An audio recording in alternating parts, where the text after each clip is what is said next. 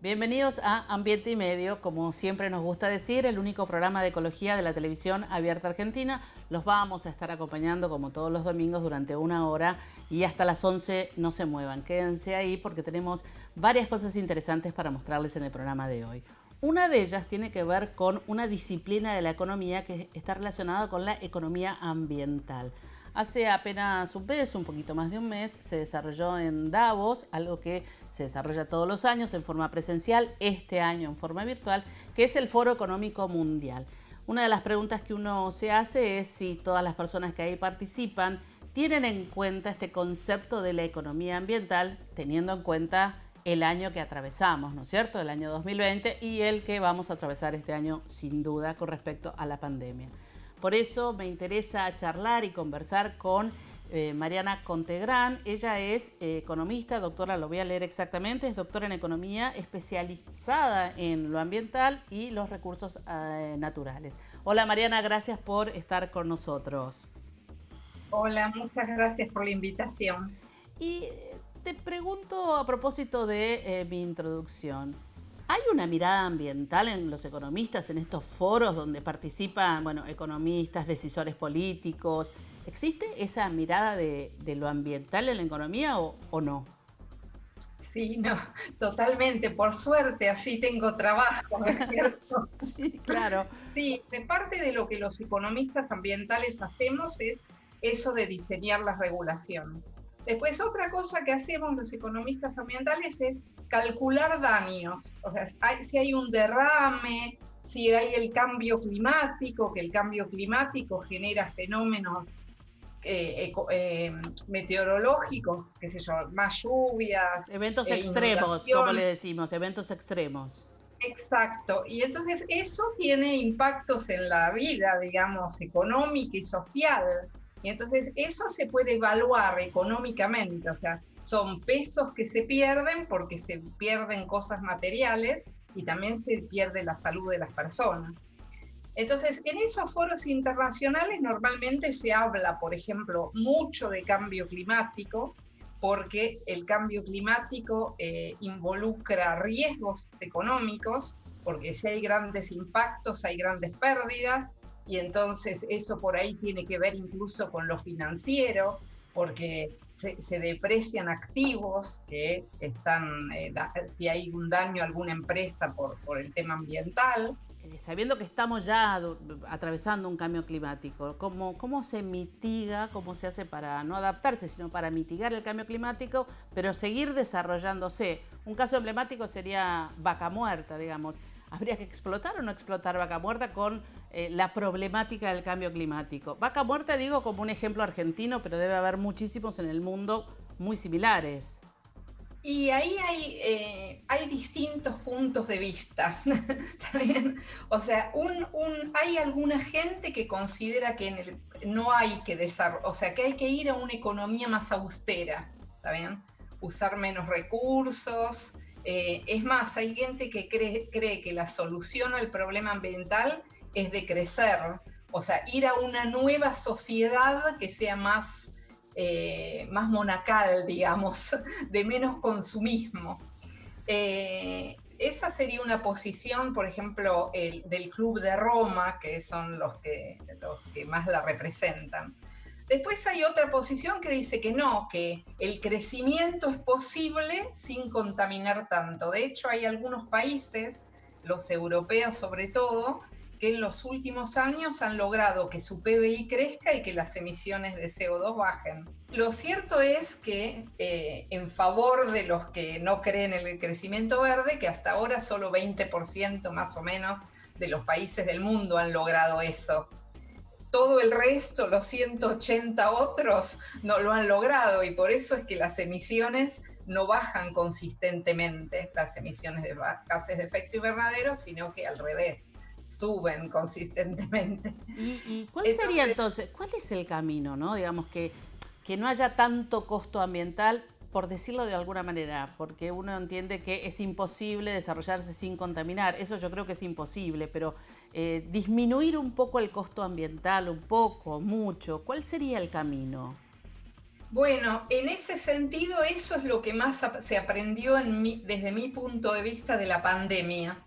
¿Por qué? Porque en la pandemia prácticamente el mundo se paró, o sea, en mayor o menor medida, pero la verdad que con las medidas de restricción que ha habido, ha sido un cambio de conducta total, otra que una vida monacal, una vida bastante simple, ¿no?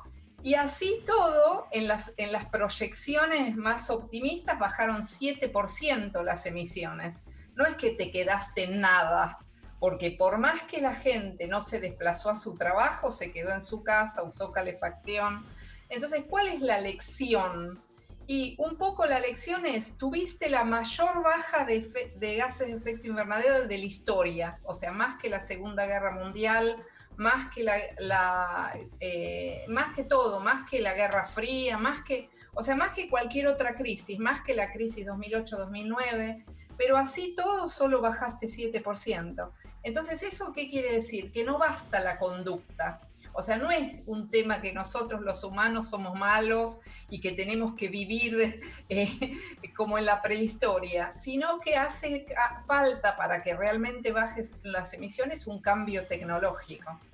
Qué bueno, algo ya se ve, porque uno ve que las renovables, uno ve que los autos eléctricos, uno no ve, pero sabe que si es más eficiente en el uso de la energía, puede bajar. Una de las estimaciones más notables en ese sentido es que se piensa que bajan tanto las emisiones por eficiencia energética que por renovables. Mientras que en realidad uno escucha renovables y piensa menos en la eficiencia energética. Por ejemplo, vos en tu oficina entrás, se apaga la luz, se prende si estás o no, ya eso ahorra. Otra cosa que va en contra de las mejoras con respecto al cambio climático son las tarifas. O sea, el hecho de que las tarifas estén congeladas no es bueno para el clima, porque todos gastamos más que si las tarifas fueran caras. O sea, si la luz fuera muy cara, vos gastarías menos. Y por el lado del mercado, del mercado, ¿cuál sería una solución o una iniciativa? Y los economistas en general apoyamos los impuestos verdes. O sea, es como ese es el instrumento que nos parece más obvio. O sea, si es caro algo, lo usas poco, ¿está bien? Entonces, si hay un precio a las emisiones de carbono y todo lo que emita tiene que pagar, por ejemplo, vos viajas en avión, tenés que pagar por lo que se emite, que corresponde a tu parte, por la quema del combustible del avión. Y eso viajarías menos. Y todo así, vía el precio. Entonces, eso hay estimaciones de qué precio tiene que haber de la tonelada de carbono para que se cumpla con el objetivo de París, que es más de $100 por tonelada, ¿está bien? Entonces, eso creemos. Después, algunos otros piensan en los bonos de carbono, que esos son como permisos a contaminar que se comercian.